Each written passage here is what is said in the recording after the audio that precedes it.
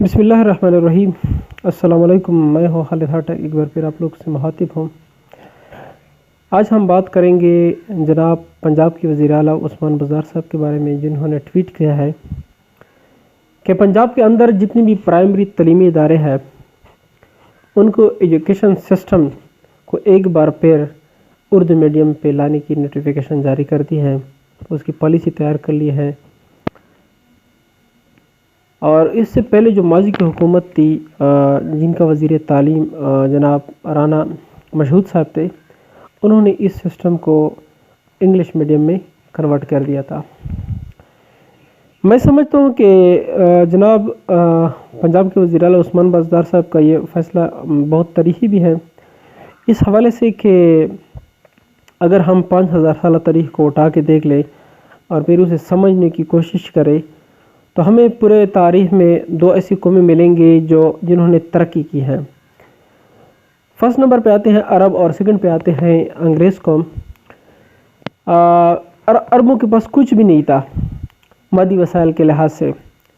ہارون الرشید صاحب کا زمانہ تھا اور وہ دنیا کے ہر علم کو عربی زبان میں ٹرانسلیٹ کرتے تھے، اور ہارون الرشید صاحب ہر ٹرانسلیٹر کو اس ٹائم 30,000 دینار دیتے تھے۔ اتنی بڑی رقم دیتے تھے ہر ٹرانسلیٹر کو۔ اگر ہم پاکستان کے کرنسی میں آج کنورٹ کر لیں تو وہ کروڑوں کے حساب سے بنتے ہیں۔ وہ ہر مہینہ 30,000 دینار ہر ٹرانسلیٹر کو دیتے تھے اور ہر علم کو اپنی زبان یعنی عربی میں کنورٹ کرتے تھے۔ اس کی سب سے بڑی وجہ پھر یہ ہوئی کہ جب عربوں نے سارا علم کنورٹ کر دیا اور پھر ہم نے دیکھا، ہم پڑھ سکتے ہیں ان کے بارے میں، ہم دیکھتے ہیں کہ جتنی بھی جو انیشل سٹیج پہ ایجادات ہو گئی ہیں وہ مسلم ممالک کی ایجادات ہیں۔ بہت بڑے بڑے سائنٹسٹ اس زمانے میں پیدا کیے۔ ہارون الرشید صاحب کے زمانے میں صرف اور صرف 270 بڑے بڑے سائنٹسٹ تھے جنہوں نے زندگی کے ہر شعبہ حیات کی انوینشن کر دی۔ اور دوسری جو بڑی قوم ہے ترقی کے لحاظ سے وہ انگریز قوم ہے۔ انگریز قوم نے عربوں کو کاپی کیا۔ وہ علم جس میں عربوں نے ترقی کی تھی اس علم کو انگریز نے کنورٹ کر کے، انہوں نے ٹرانسلیٹ کر کے، انہوں نے کاپی کر کے اس میں انہوں نے ترقی کر دی۔ کیونکہ انگریزوں کے پاس بھی کچھ نہیں تھا اور شیکسپیئر کے صرف ڈرامے تھے، کچھ ناولز تھے، اور ان کے اس کے علاوہ انگریزوں کے پاس بھی کچھ نہیں تھا۔ تو پھر انگریزوں نے جب عربوں کی جو ساری علم کو ٹرانسلیٹ کر دیا اپنی زبان میں، انگلش زبان میں، تو پھر ہم دیکھتے ہیں کہ آج جتنی بھی ایجادات ہو رہے ہیں دنیا میں، ہم یورپ کی طرف دیکھتے ہیں۔ یہ سب سے بڑی بات ہے کہ دنیا میں شعور قوموں کے اندر صرف اپنی زبان سے آ جاتی ہے۔ انسان نہ ٹیکنالوجی کی وجہ سے ترقی کرتا ہے، نہ بڑے بڑے بلڈنگز بنانے کی وجہ سے ترقی کرتا ہے، بلکہ انسان شعور کی وجہ سے ترقی کرتے ہیں۔ ہم آج 73 74 75 برسوں سے یہ کاپی کر رہے ہیں۔ ہمیں بتایا جا رہا ہے کہ آپ لوگوں کا مسئلہ انگلش ہے، انگریزی زبان ہے، آپ انگریزی زبان کو پروموٹ کریں، آپ انگریزی زبان میں سٹینڈرائز کریں، آپ انگریزی زبان میں ترقی کریں گے تو آپ لوگ ترقی کریں گے۔ اور ہم اس چیز کو سر جھکا کر کاپی کر رہے ہیں کہ ہاں ہمارا مسئلہ تو انگریزی زبان ہے، حالانکہ ہمارا مسئلہ اردو زبان ہے، کہ ہم نے اردو زبان کو ترقی نہیں دیا ہے، ہم نے اپنی زبان کا ابھی تو فروغ نہیں دیا۔ یہ ایک لشکری زبان ہے اردو زبان، اور اقوام عالم میں وہ غریب قوم ہوتا ہے جن کی اپنی زبان نہیں ہوتی، جو دوسروں سے ادھار لی ہوئی زبان پر انحصار کرتے ہیں، یہ سب سے غریب قوم ہوتا ہے۔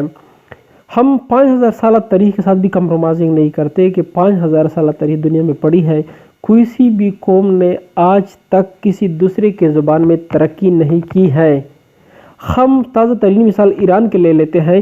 ایران میں کیا ہوا ہے کہ 37 برس پہلے انہوں نے یہ فیصلہ لیا کہ ہم آج سے پرائمری سے لے کر پی ایچ ڈی تک تعلیم سارا ایرانی زبان میں حاصل کر لیں گے۔ اور پھر کیا ہے کہ ہر 24-25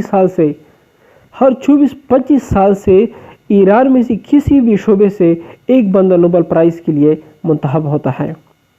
اگر ہم ایران کی مثال کو چھوڑ کر دوسری تازہ ترین مثال لے لینا چاہے تو ہم چین کی بھی لے سکتے ہیں۔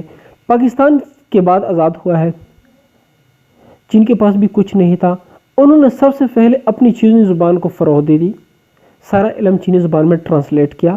آج بھی اگر آپ چائنا میں پی ایچ ڈی کے لیے، ایم فل کے لیے، گریجویشن کے لیے किसी भी डिग्री हासिल करने के लिए जाते हैं तो पहले साल में आपको चीनी ज़ुबान पढ़ाई जाती है। वो ये वजह है कि मादरी ज़ुबान में आपको रटना नहीं पड़ता, कौमी ज़ुबान में आपको रटना नहीं पड़ता, आपकी कंसेप्ट क्लियर होते जाते हैं, आपका टाइम ज़ाया नहीं होता, और जो कौमों की पहचान होती है वो तो अपनी ज़ुबान से होती है। यानी मैं समझता हूँ कि उस्मान बुज़दार साहब का जो फ़ैसला है वो एक तरीक़ी फ़ैसला इस हवाले से कि अगर एजुकेशन सिस्टम को उर्दू में प्रमोट किया जाए, उन्हें कन्वर्ट कर दिया जाए और उर्दू मीडियम में लाया जाए तो यकीनी बात है कि स्टूडेंट्स के लिए भी आसानी होगी और मौलम के लिए भी आसानी होगी। और इसी तरह ये जब तक हम इस मसले को समझेंगे नहीं कि हमारा मसला अंग्रेज़ी नहीं, हमारा मसला उर्दू ज़ुबान है, हमें उर्दू ज़ुबान को फ़रोग़ देना चाहिए, हमें अपनी ज़ुबान को प्रमोट करना चाहिए।